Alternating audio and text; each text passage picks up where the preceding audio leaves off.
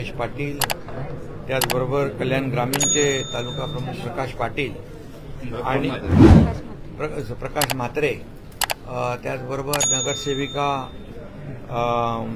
भीमा प्रकाश म्हात्रे, नगरसेविका प्रमिला मुकेश म्हात्रे, पाटील प्रमिला, अरे ते उलट होते, प्रमिला मुकेश पाटील, नगरसेविका शैलेजा लालचंद भोईर आणि त्याचबरोबर सरपंच लालचंद भोईर, सुनील भोईर, गुरुनाथ जाधव आणि असंख्य पदाधिकारी आज ग्रामीणमधून, कल्याण ग्रामीणमधून शिवसेनेमध्ये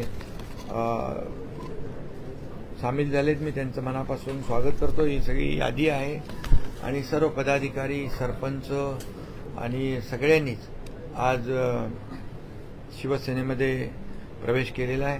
खरं म्हणजे ते स्वगृही आलेले आहेत आणि त्यांनाही तिकडे करमत नव्हतं आणि मलाही त्यांच्या वाचून करमत नव्हतं. त्यामुळे आज त्यांनी शिवसेनेमध्ये स्वगृही प्रवेश घेतला आहे. खरं म्हणजे गेल्या अनेक वर्षापासून जे काही आमचं एक कौटुंबिक नातं पदाधिकाऱ्याच्या व्यतिरिक्त एक कौटुंबिक पारिवारिक नातं जे होतं ते खऱ्या अर्थाने गेल्या अनेक वर्षापासून प्रत्येकजण जपत होता आणि म्हणून खासदार डॉक्टर श्रीकांत शिंदे यांच्या मतदारसंघामध्ये हे सर्व पदाधिकारी काम करतायत. आज मी त्यांचं मनापासून या ठिकाणी स्वागत करतो. वारकरी संप्रदायाचे देखील पदाधिकारी इकडे आले आणि वारकरी संप्रदाय देखील मोठ्या प्रमाणावर कल्याण ग्रामीणमध्ये आहे. मला वाटतं हा एक चांगला निर्णय त्यांनी घेतला आहे आणि मी त्यांचं अभिनंदन करतो, मी त्यांचं स्वागत करतो. गोपाळ लांडगे आमचे पदाधिकारी इकडे आहेत, त्यांचे देखील त्या ठिकाणी मार्गदर्शनाखाली काम करत असतात लोक.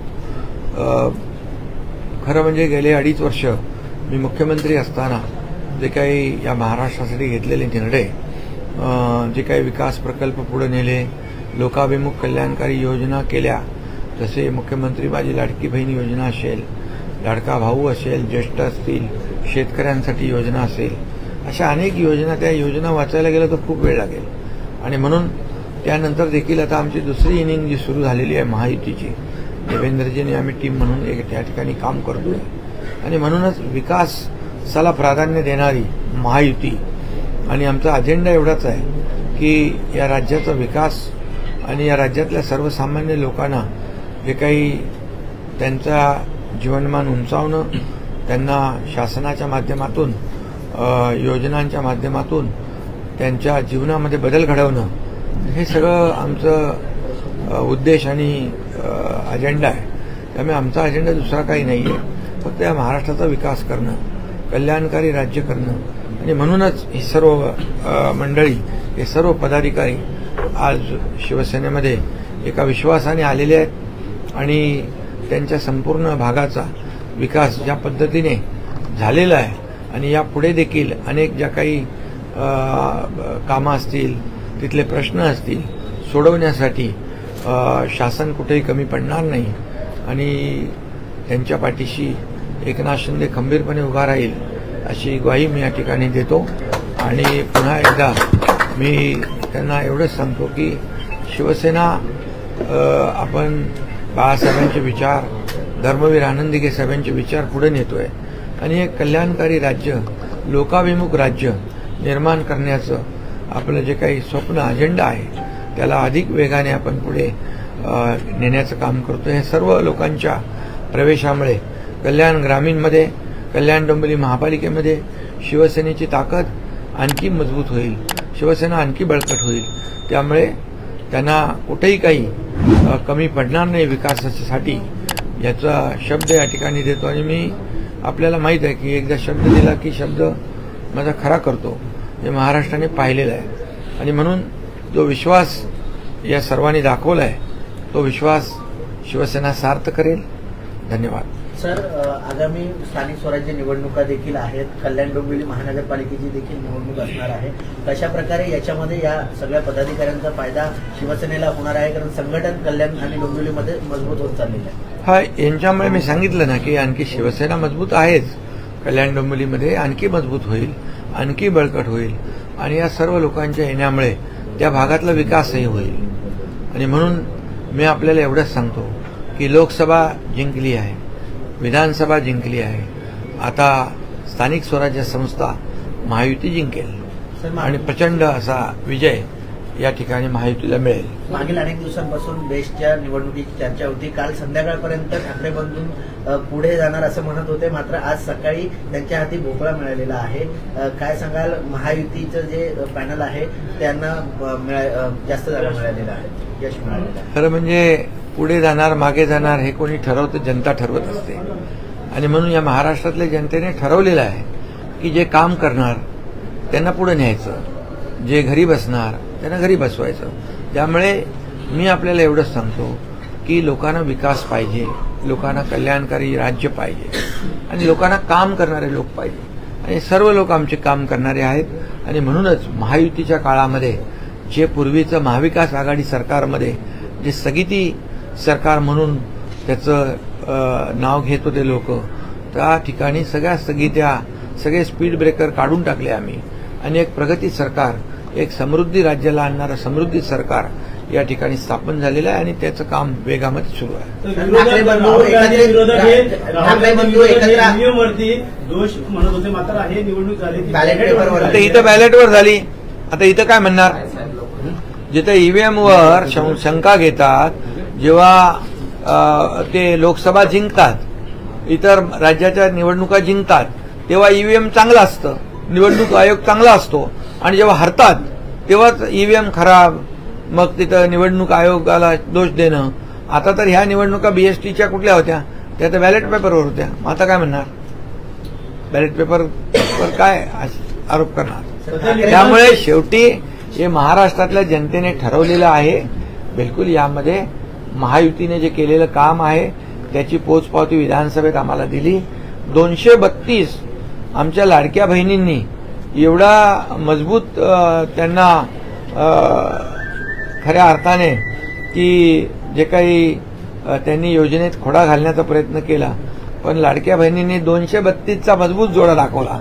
कारण 232 आमदार आले, आतापर्यंत कधी 232 आमदार महाराष्ट्रात आले नव्हते.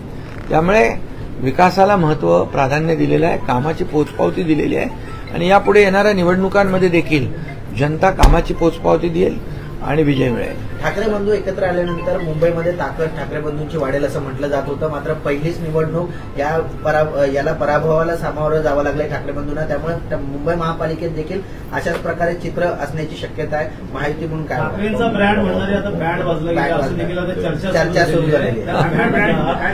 आता ब्रँडचा बँड वाजवण्याचं काम जनता करत असते. हे सर्व सामान्य जनता जनार्दनाच्या हातात असतं आणि त्यामुळे कोणी काही म्हटलं तरी सुद्धा शेवटी जनता ही सर्वात महत्वाची आहे आणि जनता ठरवत असते. आणि म्हणून जनतेने जे ठरवलं ते आतापर्यंत झालंय. आणि म्हणून मी एवढंच सांगेन की विधानसभेच्या निवडणुकांमध्ये जनतेने निर्णय घेतला आहे, जनतेने आम्हाला पाठिंबा दिलेला आहे आणि म्हणून आम्ही 80 जागा लढून 60 जागा जिंकलो.